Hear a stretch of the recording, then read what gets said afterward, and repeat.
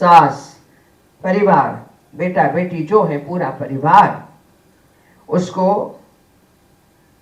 कहता है कि तू कुछ नहीं है, सहन कर लिया उस वक्त, लेकिन समय आने पर बता दिया कि मैं कौन हूं। सहनशीलता वो है कि तुरंत फटाफट जवाब दे दिया नहीं, सहन कर गई समय आने पर, और समय वो खुद चुनती है। स्त्री स्वयं समय को चुनती है। उस वक्त उद्गार निकलते हैं, कहती है देखो मैं कौन हूं, मैं हूं आज की कन्या, यहां हूं वहां हूं, वैसे तो करोड़ों में कहां हूं। मैं सोनल हूं, मैं सलमा हूं, मैं जौली हूं, मैं मौली हूं, मैं राधा राम प्यारी हूं, वतन की एक नारी हूं। ये पूरा जो मेरा एक कॉम्पोजिशन है, कोरियोग्राफी, लेकिन अंत में तुम जैसे हो, सृष्टि ने बनाया तुमको, वैसे मैं भी सृष्टि की बनाई हुई कृति हूं। तो मुझे सम्मान से देखो, आदर दो। तुम मंगल पे भी चले जाओगे ना, तो वहां कोई स्त्री तो नहीं मिलेगी ना तुमको, मिलेगी, यही मेरे पास वापस आना पड़ेगा। इसीलिए समझ लो, सोच लो, you have to come back to me only. So be respectful, be loving, प्रेम, सौहार्द, शुचिता, पवित्रता, सहधर्मिता, ये सारा समझ लो। 2009 से नाट्य कथा, तो उसमें बहुत सारी बातें हैं। राधा कौन है, तो कृष्ण का नाम यदि आपने श्री के बिना लिया, श्री कृष्ण या राधा कृष्ण, तो कहते हैं कि कृष्ण आपकी बात नहीं मानते, नहीं सुनते। ये आपने सुना है? किसी ने सुना है? किसी ने नहीं सुना? सुना है तो बोलिए, जोर से बोलिए, सुना है। राधा कृष्ण, राधा गोविंद, राधा वल्लभ, राधा नाथ, राधा कांत, राधा मुकुंद। राधा वही है, कृष्ण के नाम बदलते हैं। क्या कहिएगा इसको? क्या कहिएगा? सोचने की बात है ना। तो अगेन, स्त्री आत्मा है और कोई परमात्मा है? नो। परमात्मा जो एक पराशक्ति है, उनका अंश प्रत्येक में है, हर चीज में है। इसमें भी है, इसमें भी है, इसमें भी है। मात्र जड़ और चेतन का फर्क है। चेतना कितने अंश तक है, लेकिन चेतना सब में है। तभी तो पत्थर में से मूर्ति निकल के प्रस्फुटित होती आती है। पत्थर में चेतना है, फिर प्राण प्रतिष्ठा होती है, आरोपण होता है। पत्थर वैसे देखो जड़, लेकिन वही को, उसी को आप पूछते हैं। तो स्त्री वही है कि जो पाषाण भी बन सकती है, दंड देना पड़ता है तो पाषाण बन सकती है, जीवन देना है तो लोक माता नदी बन सकती है।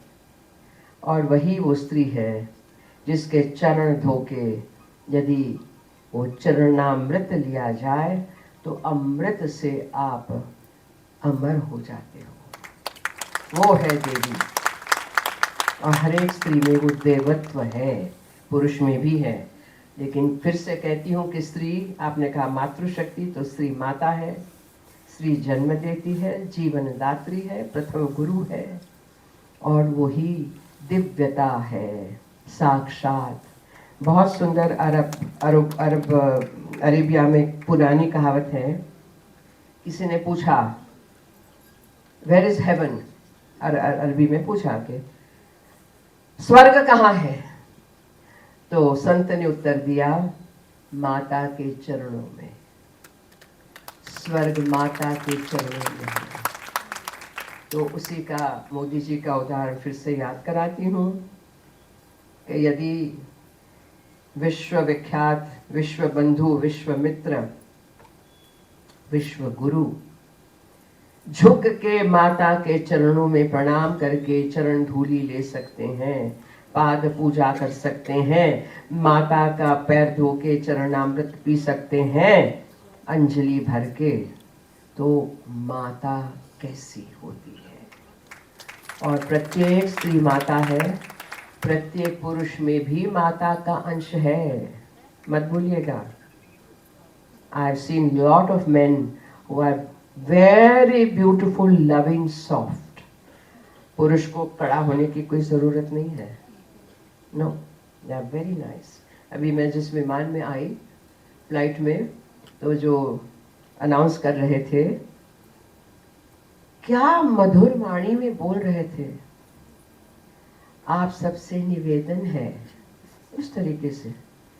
मैंने जाते जाते उनसे कहा, बहुत अच्छा लगा आपकी मधुर वाणी, आपका बोलना, भगवती आपको आशीर्वाद दें, आपका कल्याण हो। तो इतना खुश हो गया, पैर छूने लगा। मैंने कहा ना, तो पुरुष में भी वो तत्व है। मैं यही कहूंगी अंत में, वही कहूंगी, क्या कहूंगी, त्वमेव माता च पिता त्वमेव, त्वमेव बंधुश्च सखा त्वमेव, त्वमेव विद्या द्रविणं त्वमेव, त्वमेव सर्वं मम देव देव। देव देवी में फर्क नहीं है, दिव्यता का ये पर्यायवाची है। त्वमेव सर्वं मम देव देव। और एक आखिरी सूत्र, पुराना वेद का सूत्र है, मया ही सर्वं जेतव्यम अहम जेयो न केनचित्।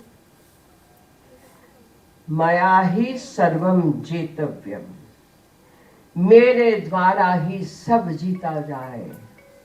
अहम जेयो न केनचित्, मुझे जीतने वाला कोई नहीं, मेरे द्वारा ही सब जीता जाए। ये मेरी प्रार्थना है।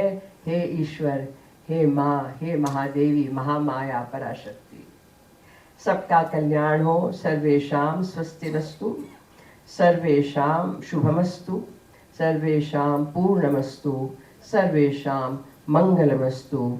लोका समस्ता सुखिनो भवन्तु। ओम शांति शांति।